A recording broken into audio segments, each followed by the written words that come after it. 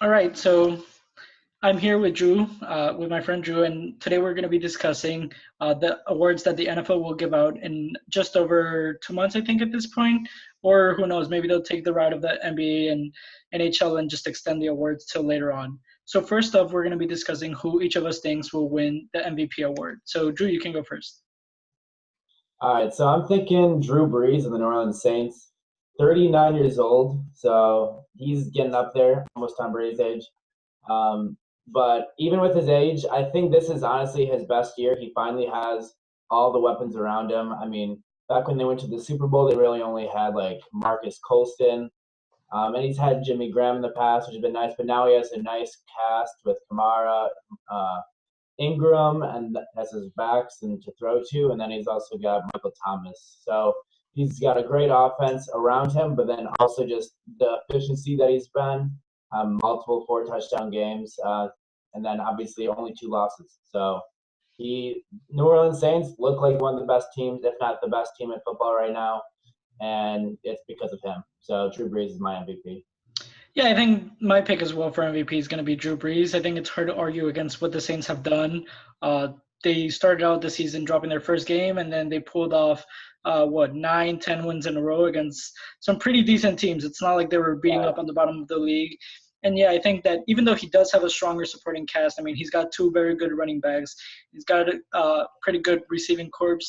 The numbers that he's putting up are just really impressive. As a matter of fact, he's probably going to break the completion percentage for a season that he himself said, I think 2 or 3 seasons ago. So just seeing him put up those numbers at 39 is impressive. And I don't think that anybody would be mad if he were the one to get it. Now, moving on, taking a look at Offensive Player of the Year, I think personally my choice for that is going to be Patrick Mahomes. I mean, you look at what he has in Kansas City. It's not exactly all pro or Pro Bowl caliber players. Yeah, he's got some names that have started to come out, but one of his receivers is only in his second year. He doesn't exactly have star running backs there with him and anything like that.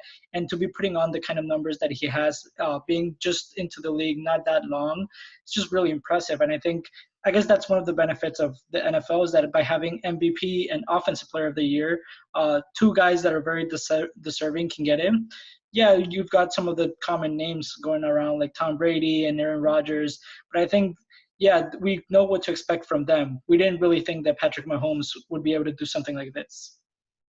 Yeah, I definitely agree with you to an extent. He's definitely put up the most numbers, but I think a lot of that is also due to one is head coach Andy Reid and the cast that is around him. I think he does have the best cast around him. Travis Kelsey's one of the best tight ends, probably the best tight end considering Gronkowski's never healthy. And then Tyreek Hill has really come out of the scene, and then Kareem Hunt. I mean, we'll see what happens plays the rest of the year. Um, but I think he has a great cast. Obviously, no one can question his arm talent. So I definitely say he's up there. But my offensive player of the year would be Todd Gurley. The Rams' offense has been right up there with the Chiefs. Obviously, we saw that Monday night game where it was just back and forth, back and forth. And the Rams' offense only goes as far as Todd Gurley takes them. I mean, everything's facilitated through him, whether it's the running game or the in the passing game too, and he's put up a ton of points. So, what do you think about Defensive Player of the Year on that note? Oof. I am a Bears fan, so I want to say Khalil Mack. Just when he's been in the game, he's been incredibly effective, just disrupting every play. But I want to say Aaron Donald, the fact that he's a defensive tackle and he's leading the league in sacks, you don't get that anymore. Like usually a dominating pass rusher like Von Miller, maybe J.J. Watt in the past. But the fact that Aaron Donald's doing this and he finally kind of now has help. He's got Sue. He's got help on the back end too. There's guys covering him, so the quarterback has to hold it a little bit longer. So I mean, Aaron Donald's just not even. I think he had what, like two or three forced turnovers in one game. I think the game against the Chiefs. So I would say Aaron Donald's my defensive player of the year. Yeah, coming in, I think the easy choice maybe would have been going with one of the typical names like J.J. Watt. I mean, not to take anything away from what he's doing, Khalil Mack is right up there. when he got traded from Oakland to Chicago, everybody said immediately, Chicago, what are you doing? You're giving up way too much for a guy that's right now almost a distraction, and all he's thinking about clearly is money, and he's not really on his mind. But game one, he immediately made an impact. And right now we're seeing that he's continuing it. But I think unless Khalil Mack finishes the season healthy and can really make that much of a leap, I agree with you. I think Aaron Donaldson is going to be the guy because he's just got that kind of impact on a team that may end up needing him to really keep up with some of the teams that the Rams may be coming up and facing. Now, moving on to our next category is the Rookie of the Year, which I think, I mean, I'm a little biased because I'm a Giants fan, and really Saquon Barkley has been the only bright side that there has been in the last 2 years. He wasn't exactly the guy that I wanted them to draft. I would have rather gone with a quarterback, being able to replace Eli already because, I mean, I love Eli, but his time's clearly passed. But Saquon's made it hard to not really be happy for him. I mean, he's made an impact, and he's just changed everything around. He's been able to have put up these incredible numbers for a rookie running back, and I think that even with the Giants having what's basically the second lost season or third lost season in a row, clearly that's the running back of the future, and they're set there, and it's going to be very interesting to see how he develops. Yeah, I mean it's really tough. You can't really pick anyone other than him. Nick Chubb, now that he's kind of the spotlight and he's the center back for the Browns, I think he looks really good. And I think if he had an entire season, he would definitely be comparable. And then it's helped that Baker Mayfield's also played well. Hasn't had to throw a ton of passes. Only throws like 20 passes a game, but he's been efficient.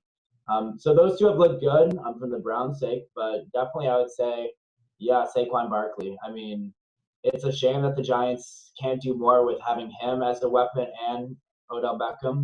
But Barkley puts up at least like 100 yards almost consistently and has like a touchdown or two, whether it's rushing or receiving. So, yeah, I definitely say Saquon's like just below Todd Gurley, but I mean, being a rookie, yeah, for sure, Rookie of the Year. And then finally, to wrap up our awards conversation, your comeback player of the year. Ooh, I think honestly, no question, Andrew Luck. I mean, I don't know if you call it a comeback because he didn't even play last year.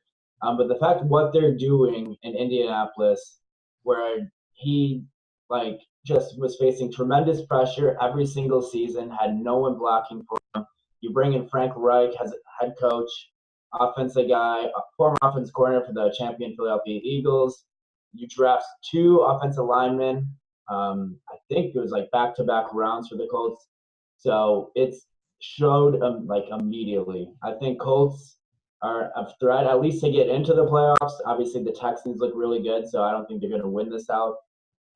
But it's been because of Andrew Luck. And you would think, having like a year off to a year and a half off, and you'd think there'd be some rust because, it just takes you a while to get back into it. It's like just imagine leaving a job and just being out of the industry for a year where you really can't do anything, and then you come back and play as well as he has. I would say Andrew Luck.